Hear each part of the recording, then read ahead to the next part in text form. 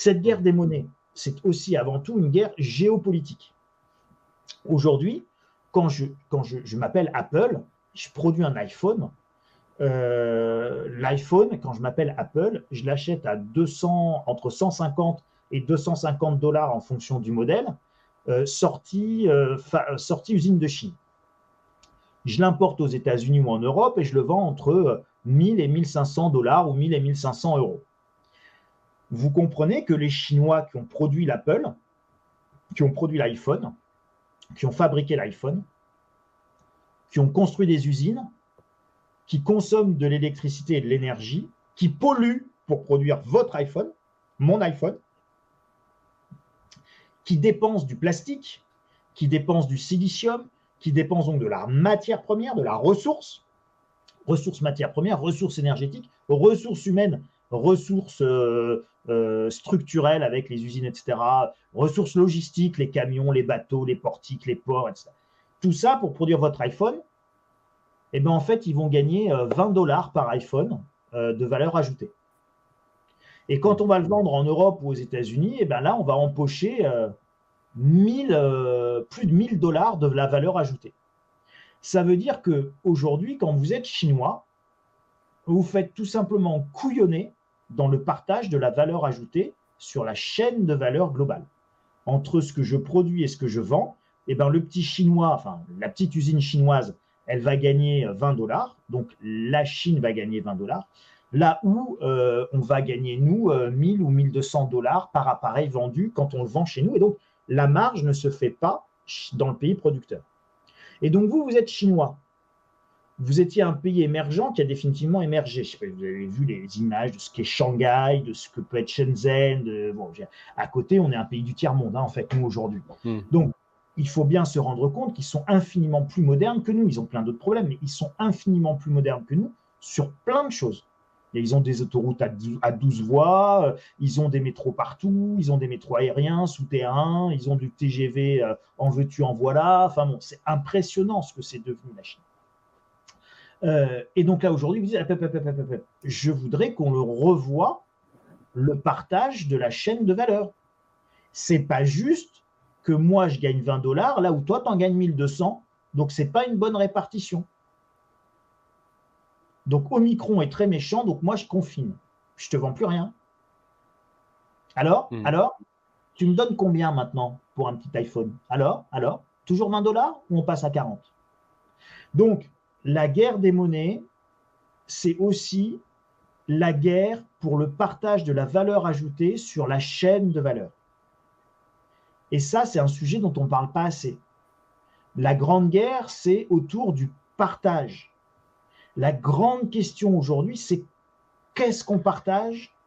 Comment on le partage? Et vous savez, quand il n'y a pas assez de tout pour tout le monde, il y a toujours des guerres. Il y a toujours eu des guerres pour les ressources. C'est l'un des motifs de base. Souvenez-vous, le Troisième Reich, Hitler, augmentait l'espace vital allemand. D'accord? Donc, c'est des guerres pour l'espace, c'est des guerres pour les ressources. Et si vous prenez la guerre du Golfe, la guerre en Syrie, la guerre en Afghanistan, la guerre en Libye, c'est quoi à part des guerres pour l'énergie? Donc, ce sont des guerres pour les ressources. Je ne juge pas, pareil, c'est pas ni bien ni mal, c'est beaucoup plus complexe et nuancé que ça. Mais ce sont des guerres pour les ressources. Donc, la grande question, et là aussi le grand reset de Klaus Schwab, du forum de Davos, etc., quand vous entendez le nouvel ordre mondial, bon, tout ça, ce sont des guerres pour le partage du pouvoir et le partage des ressources. Et donc, comment on se met d'accord pour partager? Et est-ce qu'on a envie de partager? Et moi, quand je suis russe, est-ce que j'ai envie de partager mon gaz? Et est-ce que j'ai envie de partager mon pétrole à pas cher? Eh bien, je ne sais pas. J'ai envie, moi aussi, de revoir le partage de la valeur ajoutée sur la chaîne de valeur mondiale.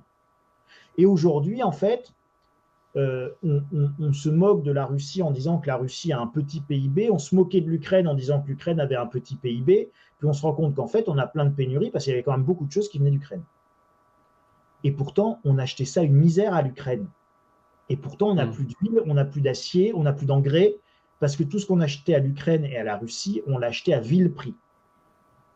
Et un jour, ces pays-là, alors pas forcément l'Ukraine, mais en tout cas pour la Russie, Eh ben, moi, je ne veux plus brader mes ressources. Mais si. Ah, mais non, maintenant, tu vas me payer en roubles. Mais non, je ne vais pas te payer dans ta monnaie. Je veux te payer comme moi j'ai envie, avec ma monnaie de singe que j'imprime comme je veux. Ah non, non, non, non, non. Ouh, t'es très méchant. Oui, oui, t'es très méchant, bien sûr. Mais si vous étiez à sa place, vous demanderiez la même chose. Je ne veux plus brader mes ressources. Donc les Russes disent je ne veux plus brader mes ressources naturelles parce qu'il n'y en a plus assez. Les Chinois disent je ne veux plus brader ma production et mes ressources naturelles et le fait que je sois devenu l'usine du monde parce que la pollution elle est chez moi et que j'en paye le prix et que vous me donnez rien en échange et qu'en plus vous continuez à imprimer de la monnaie et donc mes réserves de change en dollars, mes 3500 milliards de dollars de réserves de change, en fait ça vaut rien. Et en plus, si je suis pas sage, vous me les confisquerez. Donc ça vaut encore moins rien.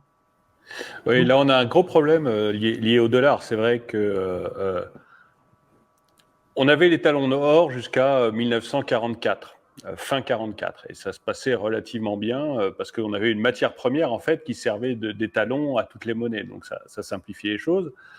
Ensuite, on a eu la convertibilité, donc le dollar a remplacé l'or parce que en 1944, il y avait plus d'or parce qu'on avait dû acheter des armes et que tout l'or, pour simplifier, hein, tout l'or était parti aux États-Unis. Les États-Unis disent bon, ben, on va convertir, vous pouvez convertir toutes vos monnaies en dollars, et puis moi, j'assure la convertibilité du dollar en or, mais surtout, ne me demandez pas d'or, hein, mais on va dire que le dollar est convertible en or. Bon, donc tout le monde a accepté ça. c'est ça. Et puis en 71, on dit bon, finalement, la convertibilité du dollar en or, ça nous aide pas, donc maintenant, on va continuer. Tout le monde achète du dollar pour pouvoir acheter des matières premières, mais comptez plus sur nous pour faire la convertibilité du dollar en or. Et là, effectivement, les Américains ont une force qui devient le dollar, qui peuvent imprimer absolument autant qu'ils veulent sans se soucier de l'or, et que tout le monde continue à acheter. Et c'est vrai que là, actuellement, on est en train de voir, et grâce ou à cause, je ne sais pas, de la guerre en Ukraine, les Américains bloquent l'accès au dollar pour les Russes, et on voit que tout le monde se sert un peu de ce prétexte pour abandonner un peu le dollar. On voit que l'Inde vend maintenant en roubles et en roupies. On voit que la Chine commence à dire finalement on va faire du yuan et du rouble. Et même l'Arabie Saoudite, qui est pourtant un grand allié des Américains, commence à dire écoutez, on va vendre notre pétrole en roubles. Et du coup, en yuan en aussi. yuan, pardon. Et du coup, on voit que les Américains sont bêtement bêtement, si je me place dans l'idée que je suis américain, je trouverais ça très bête, mais ils sont en train de perdre leur suprématie du dollar parce qu'ils en ont abusé complètement, notamment en bloquant l'accès au dollar de la Russie, et que du coup, tout le monde se jette sur cette possibilité pour imposer des nouvelles monnaies, et notamment la Chine qui est ravie de pouvoir imposer le yuan à tout le monde. Et on a cette guerre des monnaies qui arrive, et finalement le rouble que l'on voulait tuer et la Russie que l'on voulait mettre à mal en lui interdisant l'accès au dollar se retrouve avec le rouble au plus haut depuis 2 ans. Si on compare le rouble par rapport à l'euro ou par rapport au dollar, le rouble est au plus haut depuis 2 ans. Et finalement, c'est nous qui avons des problèmes d'inflation, enfin la Russie aussi, mais ça prouve que nos monnaies baissent plus que le rouble, quoi, et ça devient un véritable souci. Donc on a vraiment une guerre des monnaies qui s'installe parce que les Américains ont voulu abuser du dollar, quoi, et nous poser des vrais problèmes avec ça. Complètement. Non. Et donc là, vous avez encore un autre facteur inflationniste qui est Oui. effectivement la perte de pouvoir d'achat de nos monnaies exprimée par rapport à ce qu'on voulait. Alors souvenez-vous, je vous parlais des inflations précédentes, on a un passage dans les années 70 avec ce qu'on appelait les chocs pétroliers, où on a parlé donc de l'inflation importée. C'est-à-dire que comme on importait du pétrole et de l'énergie, eh bien on avait de l'inflation importée. Mais à cette époque-là, il n'y avait pas de mondialisation et globalement, on produisait tout en France. On produisait nos chaussures à Romans-sur-Isère, on produisait nos propres voitures à Boulogne-Billancourt. Bon, donc, alors, effectivement, il n'y avait pas autant d'électronique, il n'y avait pas autant. Les vitres, elles n'étaient pas. Fallait tourner la manivelle pour baisser les vitres qui n'étaient pas électriques, etc., etc. Mais on produisait tout. Je ne vais pas dire qu'on était autosuffisant, mais enfin presque. Aujourd'hui, on importe tout. Donc, quand vous avez de l'inflation importée, elle porte sur tout. Elle porte sur votre vêtement, elle porte sur votre chapeau, elle porte sur vos oreillettes, elle porte sur votre écran sur lequel vous êtes en train de me regarder, elle porte sur votre énergie que vous consommez, elle porte sur votre voiture qui maintenant dans bien des cas n'est plus française et quand même elle est française, elle est plus produite en France. Et de toute façon, tous les composants qu'il y a dedans, aucun n'est produit en France. Donc de toute manière, quand bien même elle est assemblée ici, c'est assemblé made in France, mais enfin c'est produit partout made in ailleurs dans le monde. Donc l'inflation importée aujourd'hui, elle porte sur tout. Voilà encore un autre facteur inflationniste structurel. Donc tout ça est extrêmement prégnant, encore une fois, c'est structurellement établi. Donc les prix sont condamnés à monter, je ne vais pas dire pour l'éternité, mais en tout cas pour une période qui va être relativement longue. Sur la guerre des monnaies, spécifiquement, vous avez deux blocs qui sont en train de se créer. Donc on voit très bien, en fait, vous avez, on va dire d'un côté les pays membres de l'OTAN, donc on va dire les alliés traditionnels des États-Unis. Donc c'est les États-Unis, le Canada, les pays d'Europe occidentale, le Japon en Asie, l'Australie, voilà. Bon. Donc en gros, vous avez ces pays-là d'un côté, et puis vous avez les BRIC de l'autre, hein, les BRIC étant Brésil, Russie, Inde, Chine, qui eux sont traditionnellement ce qu'on a appelé dans nos cours d'histoire les pays non alignés, la conférence de Bandung, etc. Et donc, ils sont des pays qui n'ont pas envie d'être sous la domination unilatérale des Américains et du dollar. Et on voit qu'ils sont en train de se mettre ensemble et qu'il y a une nouvelle géopolitique qui est en train de se dessiner avec deux grands blocs. Le bloc mené par les États-Unis d'un côté et le bloc mené par un tandem Chine-Russie de l'autre. Et c'est assez logique. La Chine est l'usine du monde et la Russie est le pays qui a le plus de matières premières. Donc en fait, aujourd'hui, la Chine, elle n'a pas du tout besoin de nous. Hein.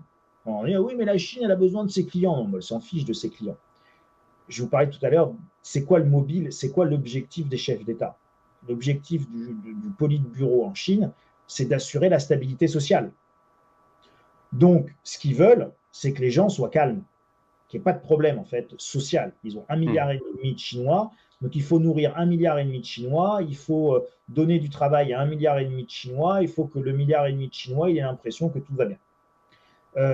Pour ça, ils n'ont pas besoin de clients et de consommateurs, ils ont besoin de matières premières pour que les Chinois puissent se chauffer, que les Chinois puissent cultiver, que les Chinois puissent manger du blé, bon.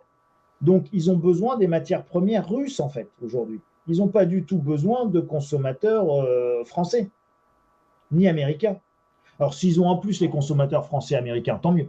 Mais en gros, aujourd'hui, on est dans un bouleversement complet de paradigme.